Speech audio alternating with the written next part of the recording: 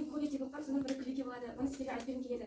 Күлеке бір сайда дүниеге келеді. Оның әке-шешесі қайтыс болып, оны тізесіне жібереді. Тізесінде екі зұлым қызы болады, Гризела мен Анастасия.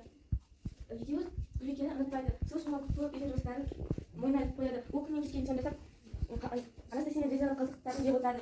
Бір күні Люциферден хат келіп, оларды балға шақырады. 3 хат келеді. Соның біреуі Күлекеге болады. Бірақ анасы оны ұнатпай, Күлекенің хатын лақтырып жібереді.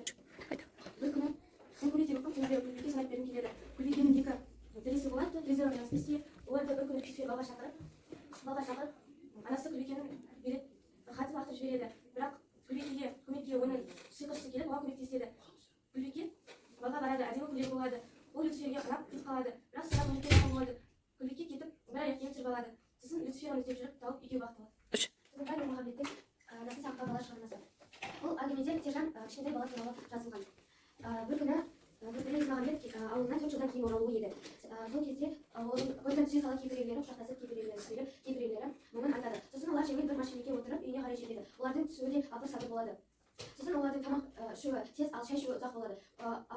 Ауылдың барлық жағдайын айтқан әңгімелерінің бәрін Есмағамбетке айтып береді. Шайдан кейін олар Есмағамбет бақшада жүріп қайтқанда бір баланың даусын естиді. Мама, сенсің ғой егде ана, мәңгі дос сен ғана деген дауысты естиді де. Ол кішкентай бір бала құмда ойнап отқанын естиді. Сөйтіп оның қасына барып, сенің атың кім деді. Ол бала үндемеді. Тағы да екінші рет айтқанда, Сержан деп ақырын ғана айтады.